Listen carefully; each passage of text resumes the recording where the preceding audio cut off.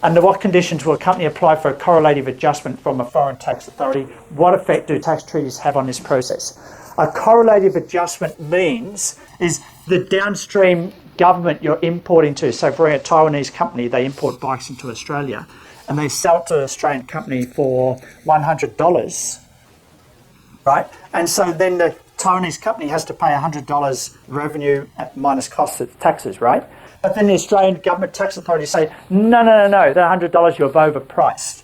We're going to do a tax order. We're going to revise this. It should only be $80, right? Now suddenly you're paying $20 extra of revenue, right? Tax in Taiwan, right? And you're not getting the benefit of that $100 you're selling for in Australia. Are you with me? So then you might go to the Taiwanese government and say, look, can you have adjustment? So don't charge us for that. Take $20 of revenue off our $100 price in Taiwan.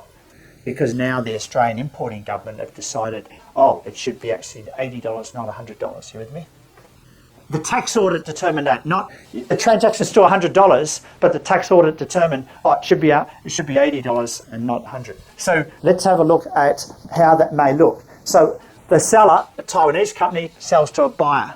Then the buyer gets audited. Then the tax department say, no, the price that you bought at should be different. Well, it's too late because you've already transferred it. The cash is already transferred, right? But then suddenly, post-transaction, it's been revised. Well, then don't you want to have an adjustment on the other side? Why? Because you're revising downwards here, then you're going to have more profits in Australia because the cost base is lower. Well, shouldn't you be entitled to have a lower revenue at the other end? That's what a correlative adjustment means. So it's sort of after the fact. It doesn't change the transaction. The transaction's still $100. Here's a good example. Okay, the Taiwanese company, they sell to Australia for $100. Okay, don't worry about shipping, importing, right? And then, in other words, your Australian subsidiary is buying the product for $100. But the Australian tax authorities say, no, you are paying too much. You're inflating. You should have a lower importing price into Australia, because then when you sell it for a high price in Australia, then you have to report more taxes in Australia. Are you with me? You see the Australian tax authority, they want you to have a lower import price, right? Because then your margins are greater in Australia. Yes or no? So then they get a ruling and then the court says, sorry, it's got to be $80. Well then, it's too late. Cash is already transferred, right? The transaction's already finished. You with me? So correlative adjustment is after the fact, okay? You go back to the Taiwanese government and say, look, Mr. Authority in Taiwan, look, your treaty partner in Australia has actually reduced our transfer from 100 down to 80. Can you please reduce the revenue we're reporting on this transaction from 100 down to 80? You with me? Otherwise it's not fair, right? Because we'll have to pay double tax on that $20. That's what a correlative adjustment is. It's after the fact. Okay, and it happens between treaty partners. Okay, so this is a good example of that. When there's a transfer price adjustment, so the adjustment is down to $80.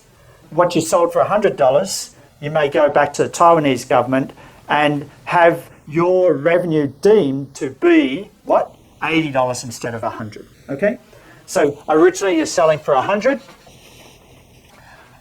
You're selling for $100. The Australian tax authority said, no, it should be 80. But the problem is, the Taiwanese government didn't say 80.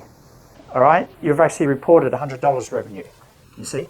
So if you had your time again, you would have sold it for 80, but it's too late. It's after the transaction has taken place. So correlative adjustment is now you go back to the Taiwanese government, and this is what would happen if you didn't have the correlative adjustment. That is, you've got more margin in Australia, $20 at the tax rate, so you're actually paying much more taxes here, total, and you're actually reporting $100 revenue. You should only be reporting $80 revenue.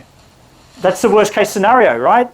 In other words, one tax jurisdiction gets you on one side, but you can't make the adjustment on the other side. So what you do is go back to the treaty partner and ask, can you have an adjustment, please?